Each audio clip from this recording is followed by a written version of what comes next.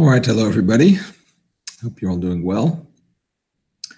I am going to do a review of Siman Shin Gimel 303 and Shin Tesvav 315, which are about the halachos of cosmetics and Shabbos, as well as oiholim, making tents.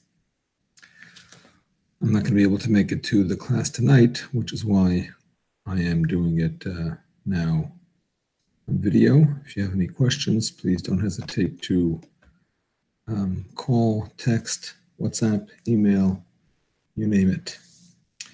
Okay, so in terms of Siman Shin Yud Gimel, cosmetics and Shabbos. So the first thing we learned is that a woman is not allowed to put makeup on her face. That is considered tzoveya, dyeing. Now that is not a Torah violation. Dyeing the human body is not a Torah violation, although it's an argument of the Gemara, but that is the final halacha. A person can also not cause the skin to redden, for example, by pinching the cheeks. For that matter, putting nail polish on would also be included in this prohibition of dyeing. Certainly if it is colored nail polish. If it's clear nail polish, which just has a shine to it but doesn't actually have a color, it is a machlekes if it is dyeing or not. But of course, we should be strict and not apply it. In terms of removing nail polish, so the Shmir Shabbos Kol Chosei says that a woman who wants to go to the mikvah and has nail polish on, so even though me'ikar hadin, nail polish that is complete and not shipped is not a chatzitza in the mikvah, because it's not something that bothers her. On the contrary, she's happy to have it. Nevertheless, the minhag of Ashkenazim is to remove any chatzitza that is possible to remove, even if it's not technically a chatzitza, any item on the body, I should say. So that being said, the Shlomo Zalman permits removing nail polish on Shabbos because if a woman wants to be able to go to the mikveh. So the only issue is you have to not do it in a way of schita, right? So normally a woman would want to use a Q-tip.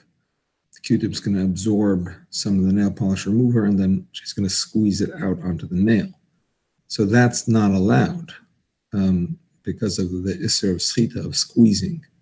So it's not exactly clear how one would remove the nail polish without doing schita. But in theory, if that could be done, it is permissible.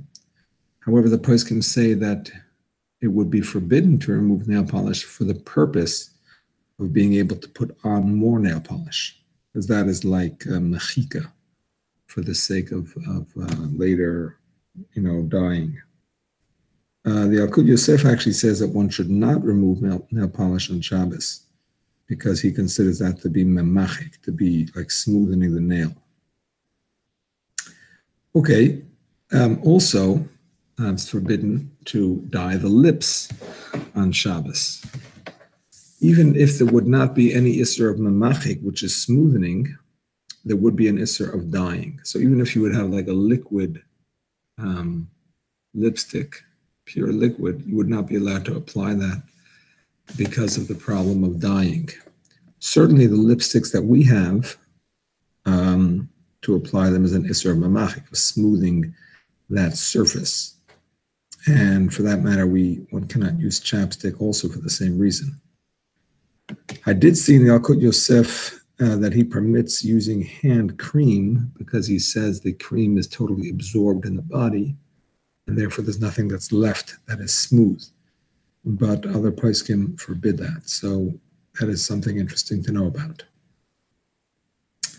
Okay, moving on to makeup. So certainly makeup that has any color on it is considered dyeing.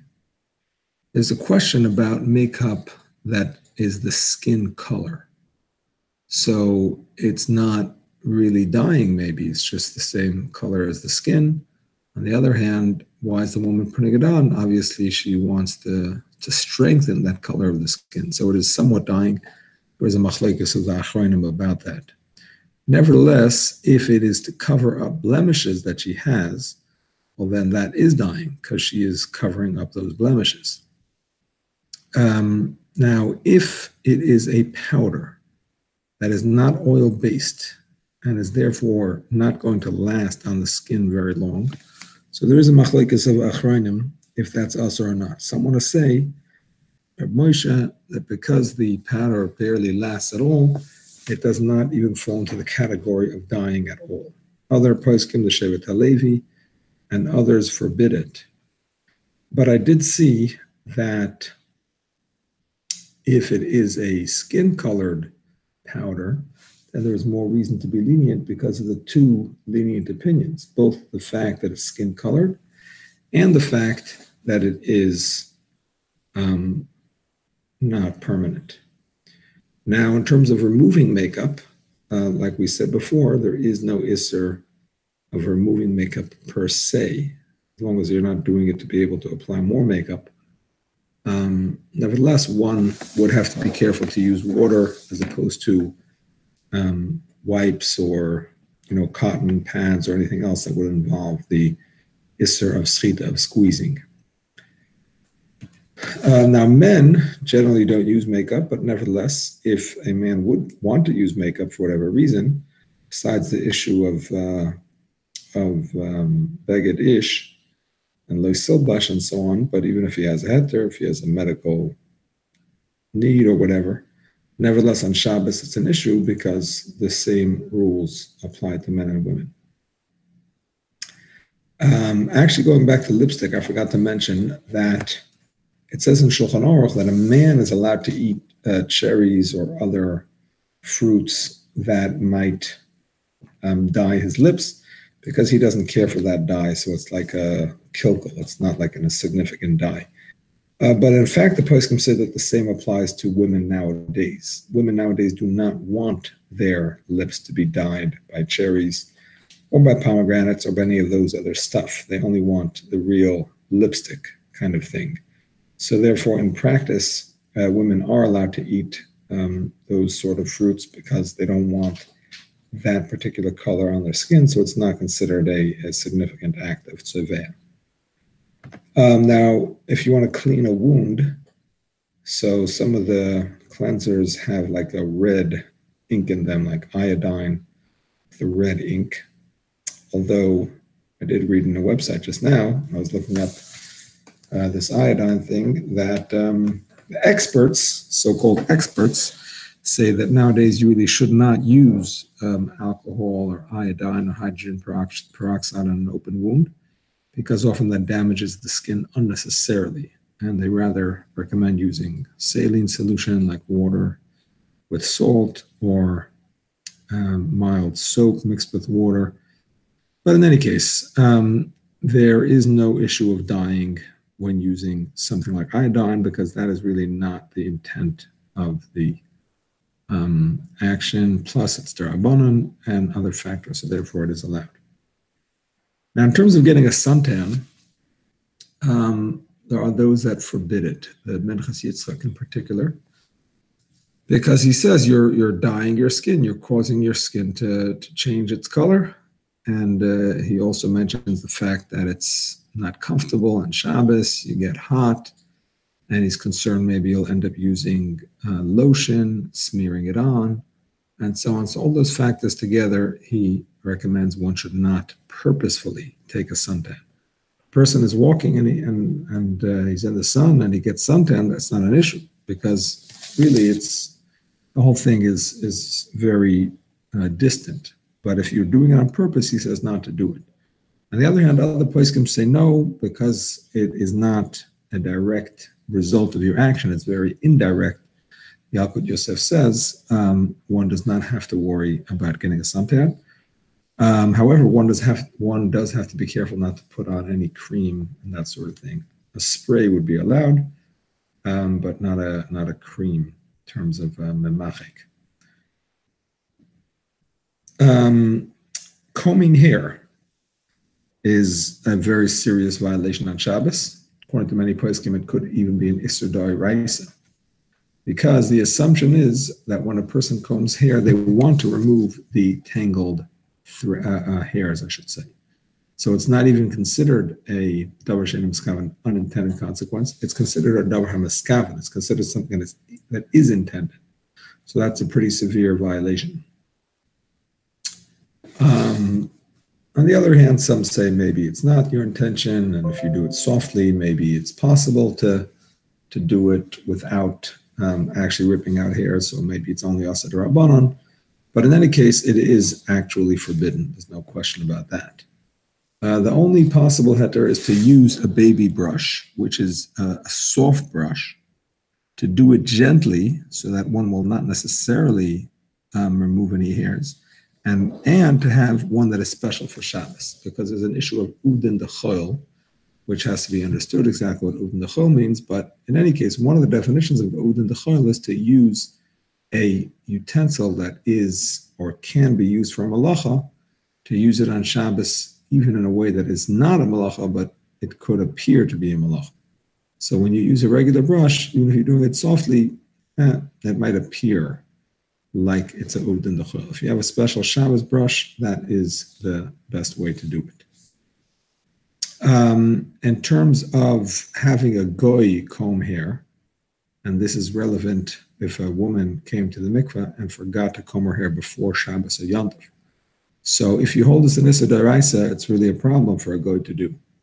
If you hold this Isser D'Rabbanan, for the sake of the mitzvah of going to the mikveh, maybe it's okay.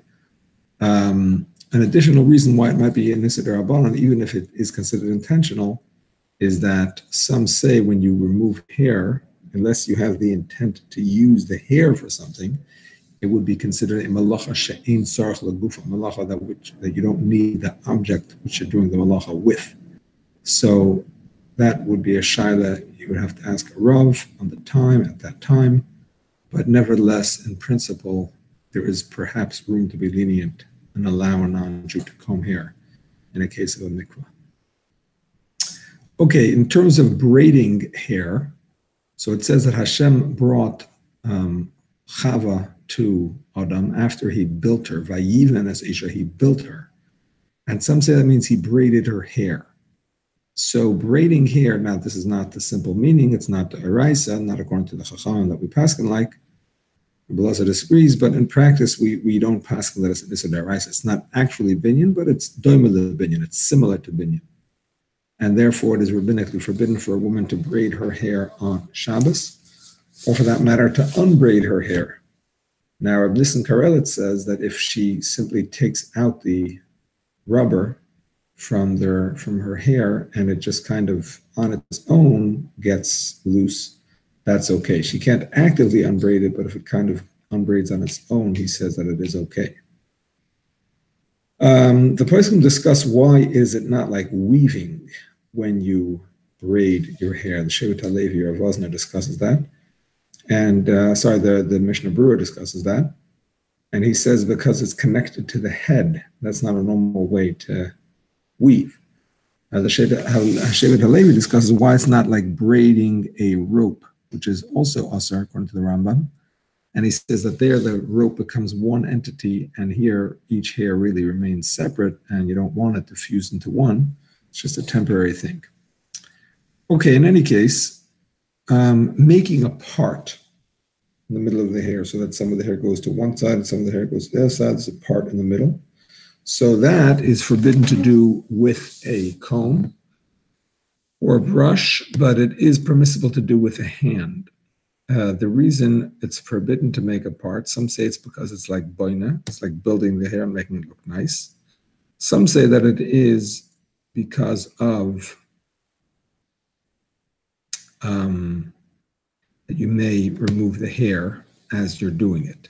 So that's why it's allowed. With a finger, you're doing it carefully, you're not removing hair, and it's also not going to be a very good job if you're doing it with a finger, so that's why it's not considered boina.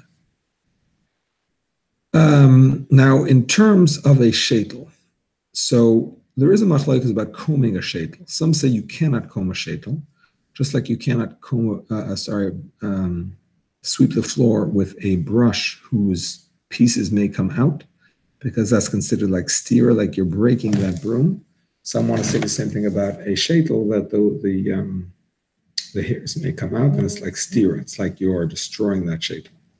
Others say no, the shaitel is not destroyed when a few hairs come out. It's no big deal. It's only usher, according to the Ktsois HaShulchan and Baram Chaim Noah, if the shaitel is so badly knotted that it's basically ruined, and by combing it, you're making it a wearable shaitel. Otherwise, he wants to say that it's not forbidden. Other poskim say that it is forbidden. Perhaps it's like koirea, since those hairs are sewn in. When you rip them out, perhaps it's like koirea.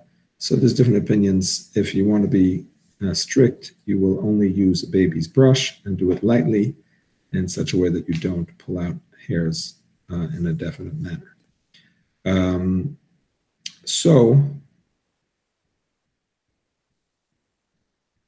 Let's talk about a loose bun. You're allowed to put, a woman is allowed to put her hair into a loose bun. That's not considered like boina. A woman, on the other hand, or man, is not allowed to use mousse, because that gives body to the hair, gives it a shape, and that is like boina. Now, about curling the hair, there's a machlokes. Some say that the whole concept of boina and of binyan only applies to braids and not to the part, like we said before, and perhaps not to mousse, according to that opinion.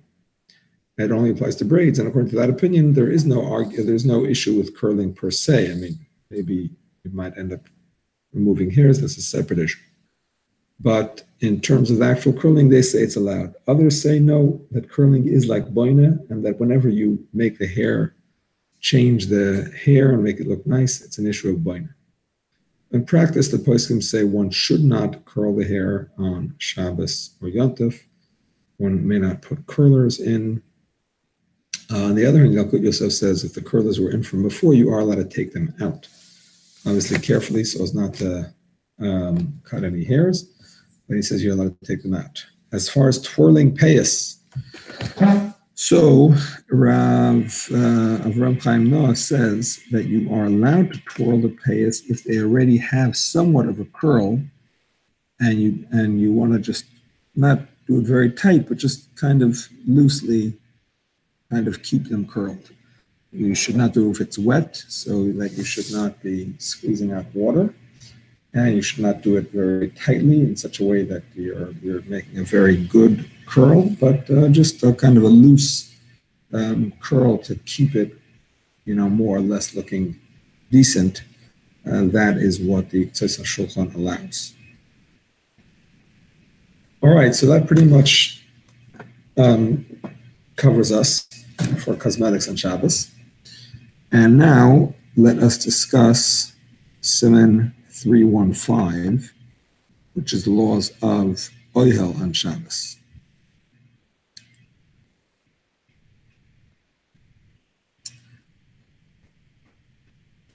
All right, here goes. Everybody knows that you are not allowed to build on Shabbos. That is one of the 39 melachos.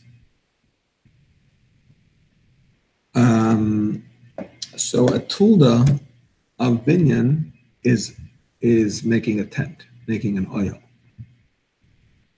The reason that it's not actual binyan is because a tent is not connected to the ground, and a binyan is connected to the ground. In addition, a binyan is usually very strong, put together, and so on, whereas the oil could be pretty loose and not so strong. Nevertheless, if it's kavua, if it's made with the intention to last, it is still an Isur D'Oraisa.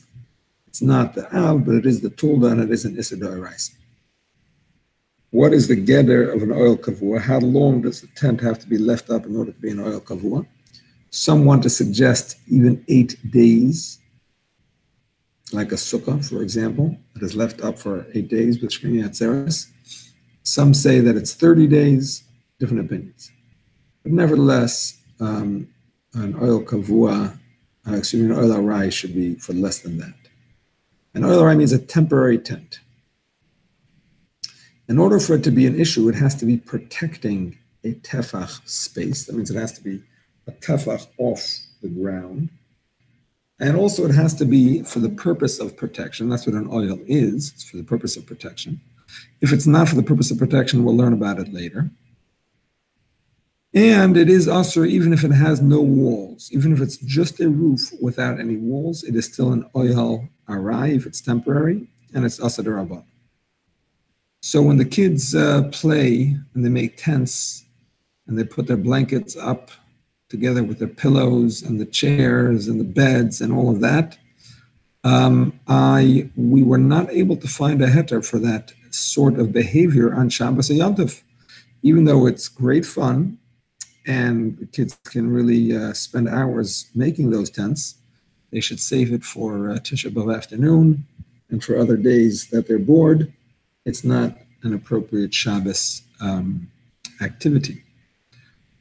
Okay, now holding up a talis for a Chasan Torah, or for Kol Ha'arim, or all of those things, or for Birchas Kohanim for that matter. The Kohanim have their talis over the heads, the Yisraelim also do. That's not an issue, because when you hold something loose like that in your hand, like a talis, the poskim say that's not considered a oil, because it's just held up by your hands and not no permanence to it whatsoever. Okay, now we have various sources in the Gemara that teach us that you're allowed to add to an oihel arai. That means if the oihel arai, if the temporary tent is somewhat built up already, you're allowed to add to it. So for example, it says that Rav Huna had rams and he wanted to be able to cover the place where they were staying when it got sunny, uncover it when it got cold, they needed some circulation, whatever. So he had this mat that was wrapped up on the top of it, which he would either unroll or roll. As long as a tefach of that mat was left unrolled, that is considered like it's the beginning of the oil arai already, and then you're allowed to add to the oil arai. You're allowed to keep on, pulling it out. So that's the concept of the hoisafa on oil arai. Similar concept is said about the wagons, the wagons or the ships that used to have these arched kind of frames over them, and then over that frame you would put a canvas to protect. So if those frames were the thickness of a tefach, then you could add to them, even if they were not, but if they were within 3 tefachim of each other. So it was like a lovewood kind of situation. We're going to learn more about that later. That could also allow you to add to the oihel arai. And the Chazon Ish points out that the reason why the rolled up mat does not count, whereas the frame over the wagon or the ship does count, is because the frame is there and it's staying there and it's going to end up being part of the protection, whereas the mat, it's going to be unrolled. So therefore, if it's not actually unrolled, a tefach's worth, it doesn't count, because as it is, it's not supposed to stay that way. It's supposed to get unrolled. And therefore, he says, if you decide that you're going to leave that roll there and you're not going to unroll it, then that roll itself could be considered a tefach. And you could perhaps add to that roll with a blanket or whatever. He suggests you should decide this before Shabbos, maybe even on Shabbos it helps. But certainly before Shabbos, he says, if you decided, you are allowed to add to it. Now, the Piskei Tshuvos points out that when you're adding, you can only add till the end of the frame, right? So let's say in the case of Rav Huna's rams, he had this mat rolled up. It was already a tefach unrolled. You can unroll it till the end of the wood frame that was made for this. But you can't extend it further and make another frame or whatever, because that's not the expected result of this addition. In other words, what's the expected result? That's already considered like it started. You can finish it, but not the unexpected. Rav Shlomo Zalman points out that if you want to add to the oil, arai, you have to add where it started from. You can't start adding from the other end. You have to add where it starts from. So you have to pull out the mat. Or if you're taking another thing, you're unrolling it, you have to unroll it from that side. Excuse me. Although he also does mention that you could just, if you're just putting out a blanket, you could just put it all out at once. But if you're starting little by little, you must start from the side where the existing tefach is. Another point the poskim say is that as long as your addition is temporary, even if the original tefach is permanent, that's just the way the ceiling there works, that's okay. You're allowed to add a temporary addition to a permanent beginning. On the other hand, you cannot add a permanent addition even to a temporary beginning. So this is all only permissible if you're adding something temporary. Now, if you want to remove the temporary oil, you can do that, but you cannot remove the original tefach. Now, if you had a temporary oil made before Shabbos, some say you cannot remove it at all, even if you leave the tefach over. Some allow it as long as it's clear that what you're removing is an addition and not the main aspect of the oil. In any case, Reb Shlomo Zalman says that you are allowed to remove a protective cover if it's no longer giving protection. So let's say it was protecting you because, I don't know, there was some kind of insect raid or something. And now they're gone, they're just not around anymore. So he says that's not an issue to remove because it's no longer acting as an oil. On the other hand, if it was the sun and now the sun set, that you cannot remove because the sun is going to come back in the morning, and therefore to remove it now would still be considered as removing an oil. All right, let's talk about a mechitza hamateres, a mechitza that permits. It is forbidden to create a mechitza hamateres. The Gemara talks about a case where a wall came down between two chatzeros, and there was a question if you're allowed to carry or not. And Shmuel allowed them to put up sheets between the two chatzeros. And the Gemara explains that Shmuel held that you're allowed to carry anyway. So he allowed them to put up the sheets only to provide some tznius, to provide some privacy. But had he held like Rav held, that you're not allowed to carry in that situation, then he would not have allowed you to put up the sheets because you're not allowed to make a mechitza hamateres. A mechitza hamateres means a partition that permits something. Meaning to say, normally a partition is not considered a significant act of binyan on Shabbos. It's not like an oil because it doesn't protect you from above, just from the side. But if it's a mechitza hamateres, so it's a mechitza that permits something, gives you a halachic permissibility for something, then it is not allowed to be made. Several examples of halachic permissibilities. So a mechitza can be used to permit carrying on Shabbos, right? A mechitza can be used to make a sukkah permissible. A mechitza can also be used to permit a couple to have relations if they're in a room that has sforim. By making a mechitza in the middle of the room, they can have relations on the other side of the room. For that matter, if there is a light on one side of the room and they want to be able to have relations on the other side, they can make a mechitza to allow it. Now, if the light actually comes over through the mechitza, they'll have to cover themselves with a blanket as well. But if the light actually is blocked by the mechitza, then it's okay. We'll discuss more about that later. Another thing that a mechitza is good for is perhaps to allow you to walk in front of a person who's davening Shemona Esrei. Another thing is mentioned is that if there's chametz in your house that belongs to a goy on Pesach, you're supposed to put up a mechitza of 10 tefachim in front of it. All of these things are problematic on Shabbos or Yom Tov to do.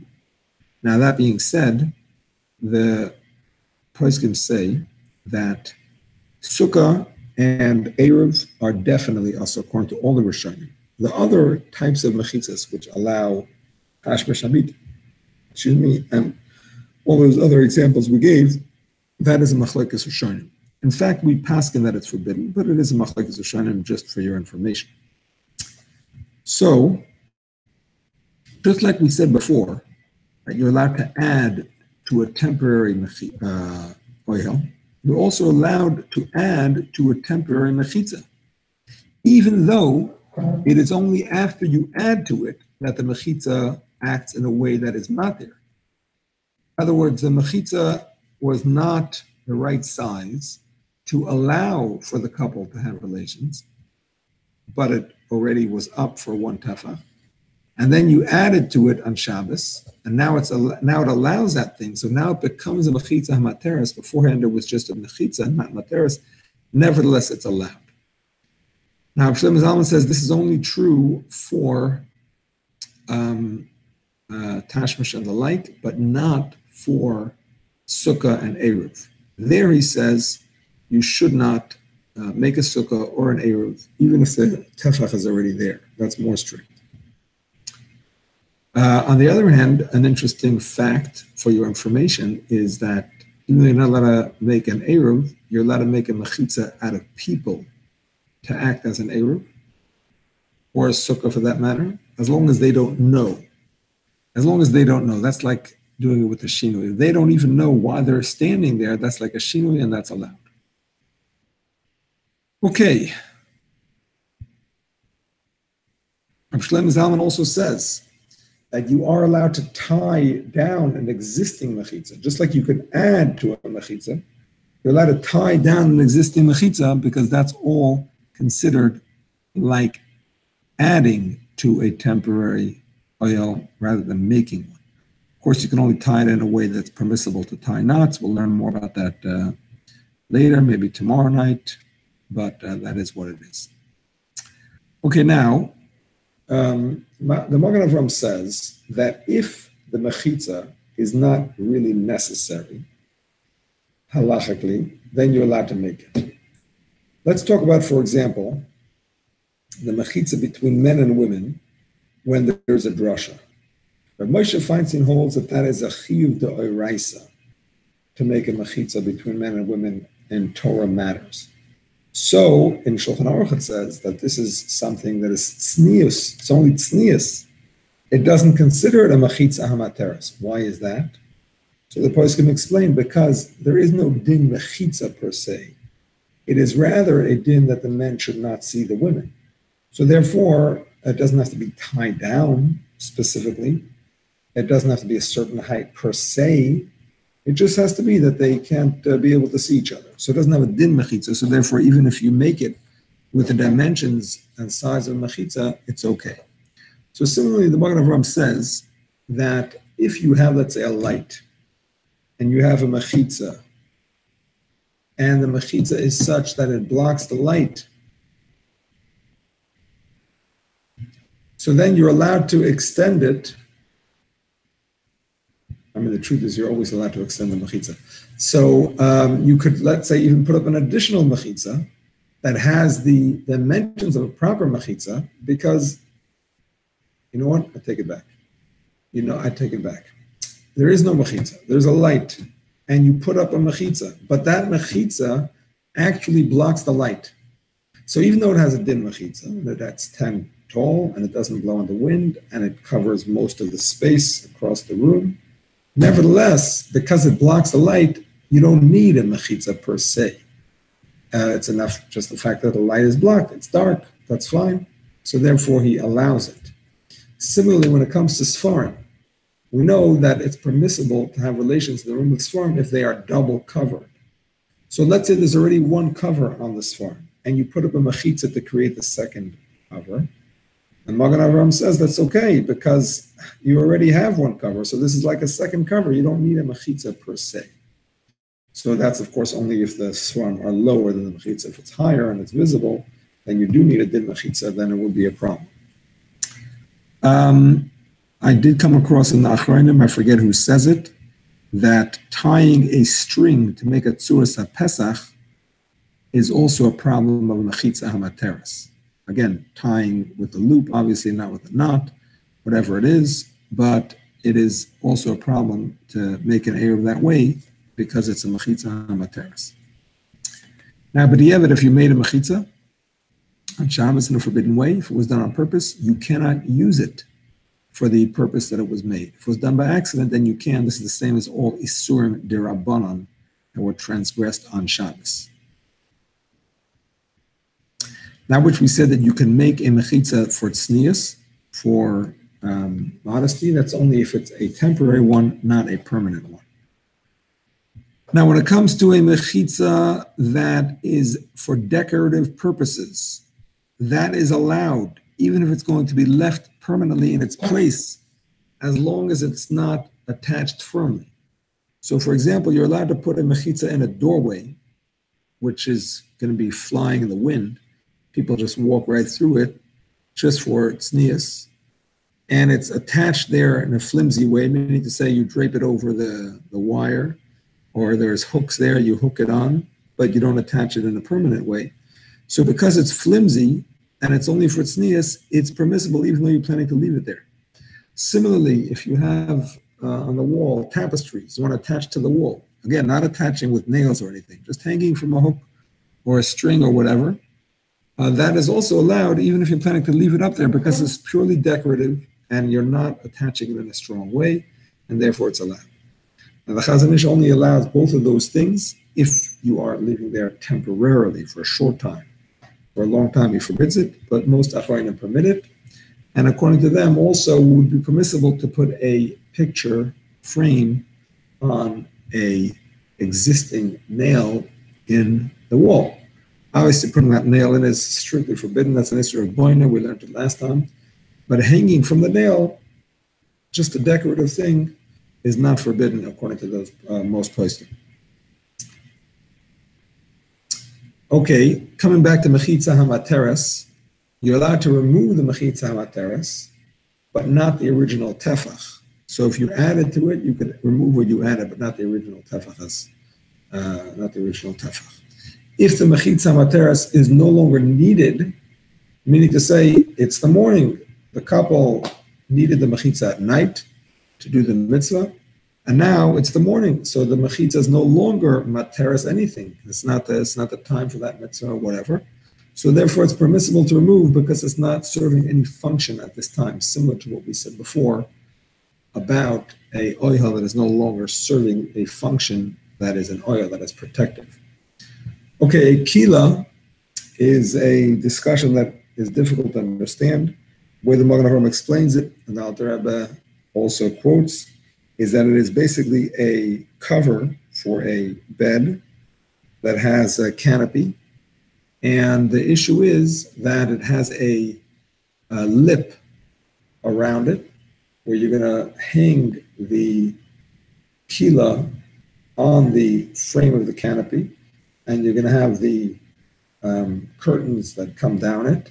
And because it has that lip, when you put it over, it's impossible to put it over without it being bunched up at some point, and it's going to create a oil of a tefach as you're putting it up. Even if you have a lot of people involved in it, it's impossible to put it up smoothly. It's definitely going to bunch up, and it's going to be a problem, and therefore you cannot put it up on Shabbos.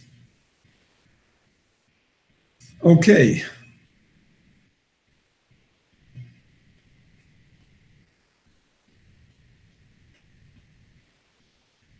Now, moving on to the next topic. Making walls and a roof. When it comes to making walls and roof, it's forbidden even if you do not intend for protection. So the Gemara, for example, talks about making a bed. You cannot make a bed. Well, of course, there's issues with making beds anyway. If it's maaseh umnus, if you're putting together a bed in a professional way, in a way that's tight, that could be binyan. But let's say it's not binyan, based on what we learned in the past. It's not tight, and it's not usually done tightly, fine. But if the bed has two walls at least, and you put the frame on top of it, so you're creating the walls are there, and then you're creating a roof to it.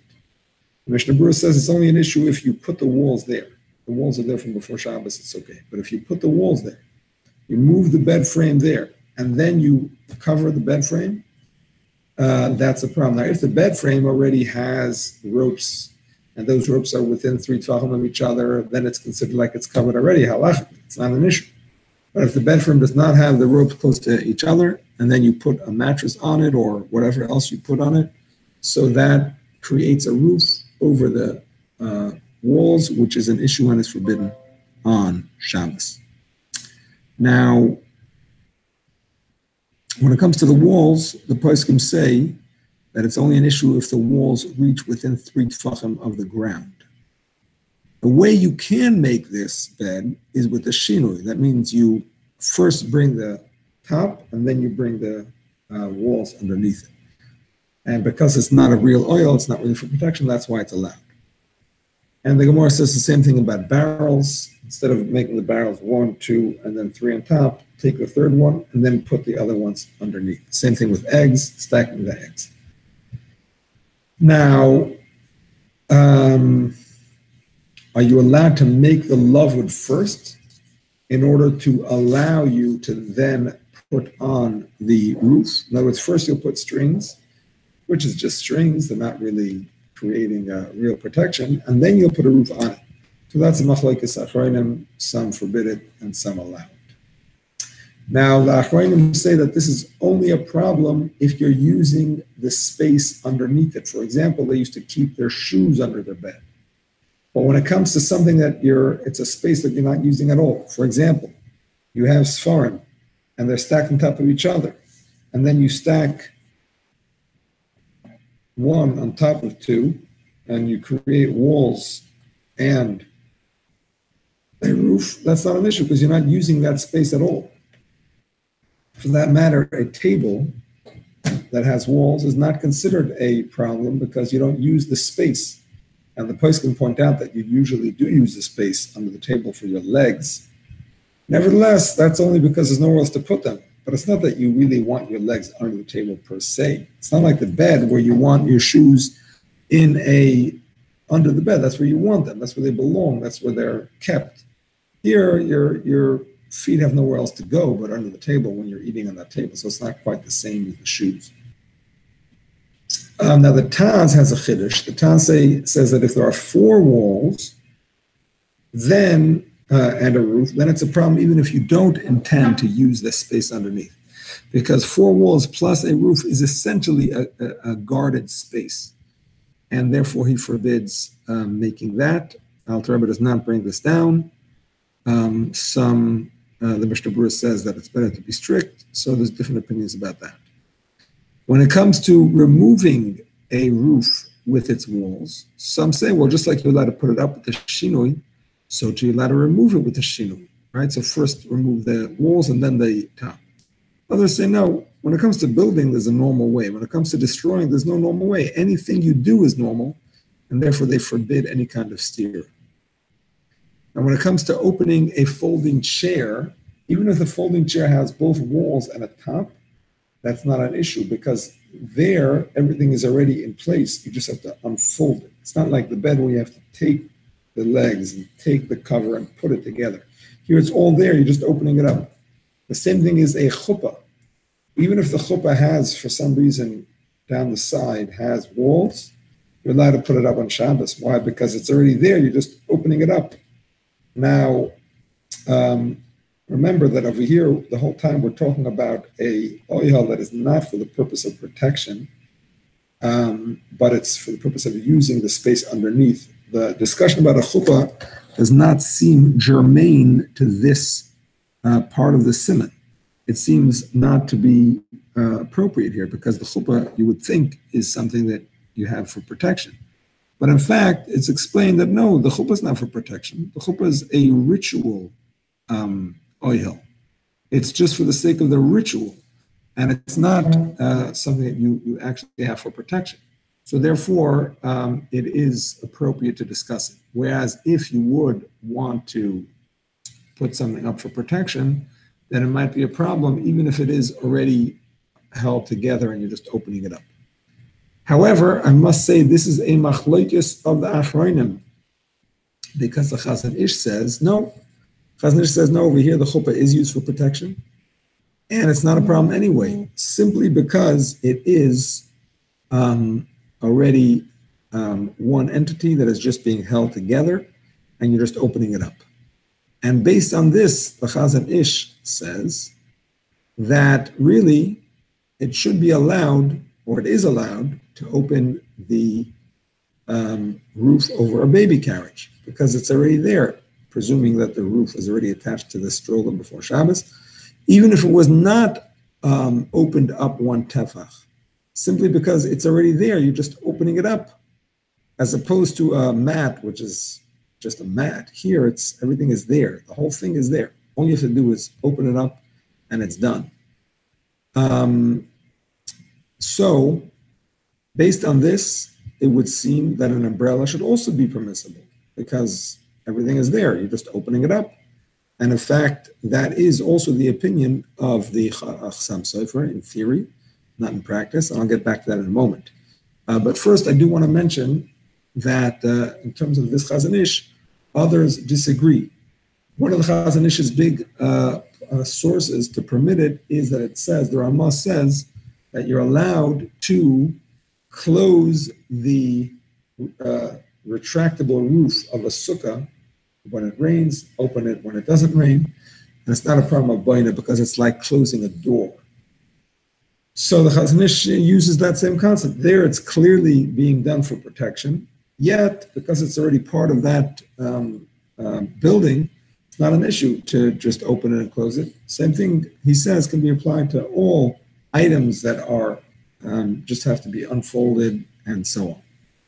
On the other hand, some poskim say no. The Noda Yehuda in his discussion about umbrellas says no. Says over there, because you already have the walls, so therefore it's considered like a door over those walls. But if you don't have the walls, like the umbrella, you have nothing until you open it. So therefore he considers it a problem.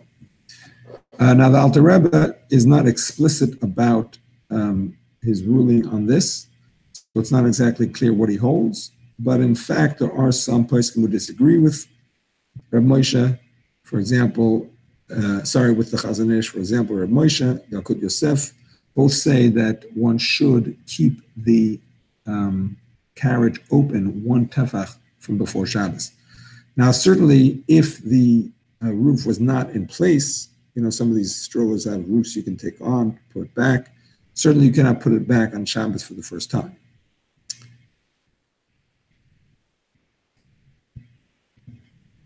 Let's just go back to that Noda Yehuda, since I mentioned him, about umbrellas. Noda Yehuda says that opening an umbrella on Shabbos could be a chiyuv chatas. Why? He says because you have a roof, and where it starts to slope down, you have walls. And he says, even though it's temporary, but the Mishkan was also temporary, and therefore it's made for protection, and it is forbidden. The fact that the sukkah is allowed to be open is different, like we said before. The Chassam Sofer says no. He says we see from the Yerushalmi that something that is temporary in that sense is not considered d'oraisa, and the fact is that the walls do not reach to the ground.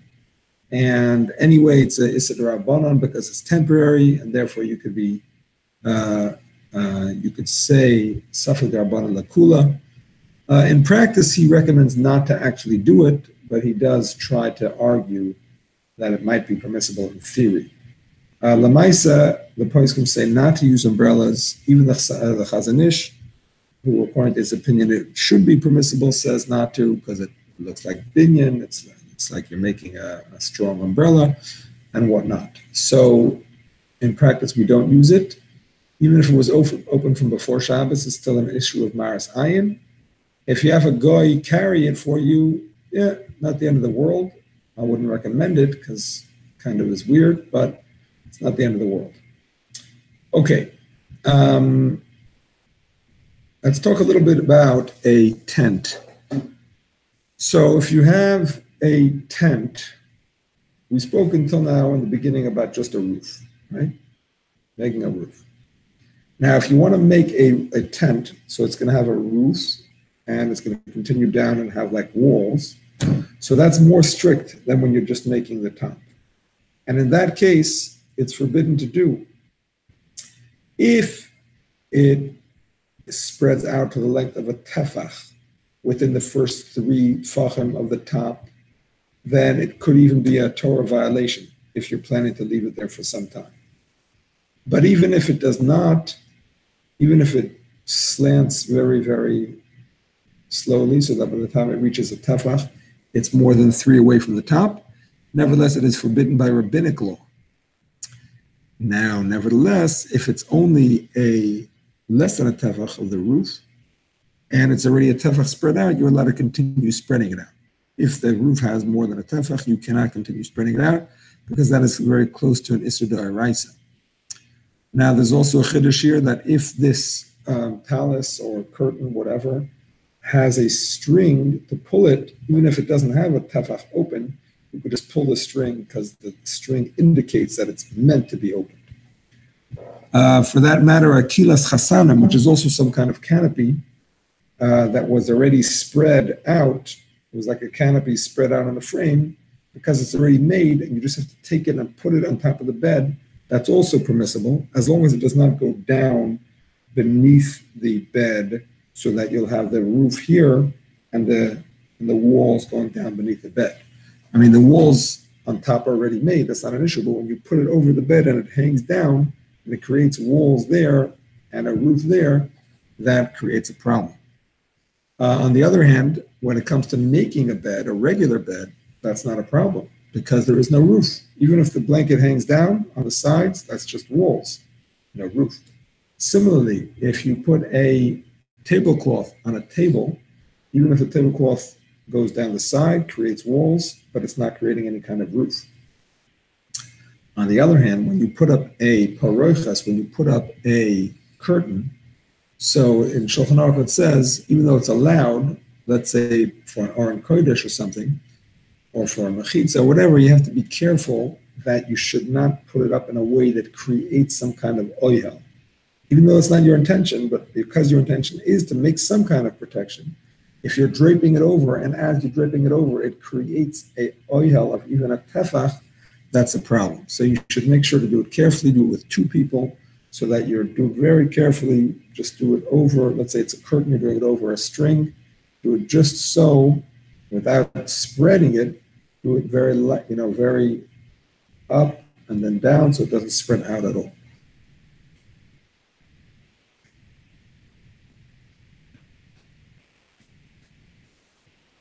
All right. At the end of the Siman, we do mention a chiddush, which is, excuse me,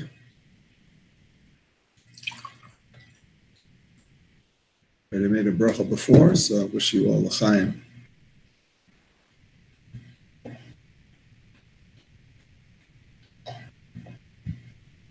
Excuse me. So, at the end of the Siman, we mentioned that there is an issue with putting a large cover on a keli. So until now, we learned that you're not allowed to make walls and a roof. Here, even if the walls are made like a barrel, you're not allowed to put a cover on it. Because when it comes to large covers, if they're covering a space of a tefa, that is like creating an oil anyway. It's a little bit hard to understand, but the the Chazon Ish explains that when you put a cover on a large space, so until that time, the 2 walls didn't seem to be so associated with each other because they're so far apart. And it's only when you put it on that it connects them, so it's like you're creating the walls together with the top.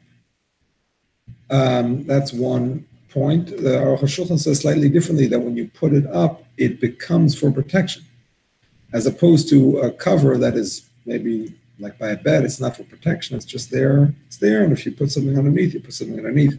But such a large area, it is considered to be for protection. That's why he says it's only a problem if it's going to cover the whole barrel. If it leaves some part of the barrel open, it's not a problem.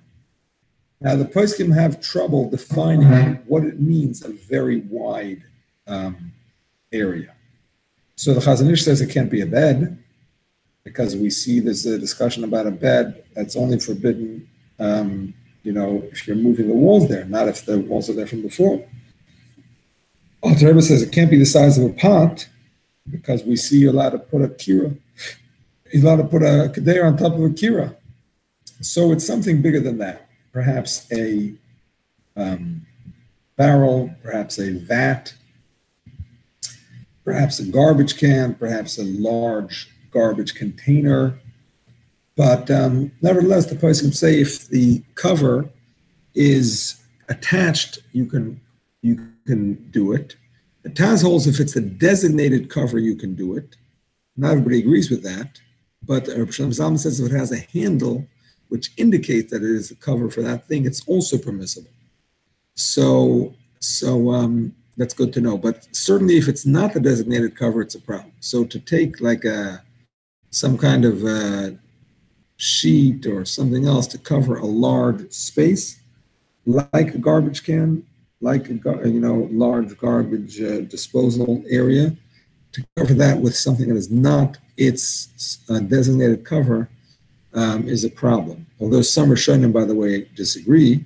Some Rishonim disagree. The Mishnah Berurah says the Rashba disagrees. Nevertheless, we should be strict. Let's talk a little bit about wearing a hat on Shabbos. So if it's a hard brim hat, like the cowboy hats, could be a problem because maybe that is like protection, even though there's no walls. So it's only a problem if it's a tefach and if it's a firm hat. On the other hand, the Taz wants to say that because the hat goes all the way around, so it's not only for protection, it's also just for style, and there's no specific area that's only for protection. So it's considered that you're just wearing it for style and it's allowed. So in practice, one should preferably not wear a baseball cap because the baseball cap is literally only over the eyes and it's a pretty hard cover. If it's a tefach, which I think they are, it's a problem. Now that being said, you don't have to protest those that do wear those hats because Rashi holds that hats are never considered an oil. Now you're allowed to hold a towel over yourself in the rain, like we said before, like a talus. That's not considered a permanent kind of protection at all. Going back, I forgot to mention that they used to put like a cloth on top of a strainer. They used to use the strainer for wine or whatever. And you're allowed to strain on Shabbos. You're also not allowed to put that cloth over the strainer because it's udin the choil and it looks like you might strain, so the Chachamim forbade it, and they included it as if it's making an oil. Of course, it's not really an oil. You're not doing it for protection. The walls are there already, but the Chachamim forbade it because they didn't want you to do it because it looked like you might come to strain. So they simply put it under the category of making an oil. But if you're doing it for the purpose of using it as a basket, so then they considered it permissible. Okay, I think I covered the important points, but please write down any questions and ask me either by phone, text, or whatever, or you can save them for tomorrow night and we can discuss them tomorrow night. I wish you all a great evening.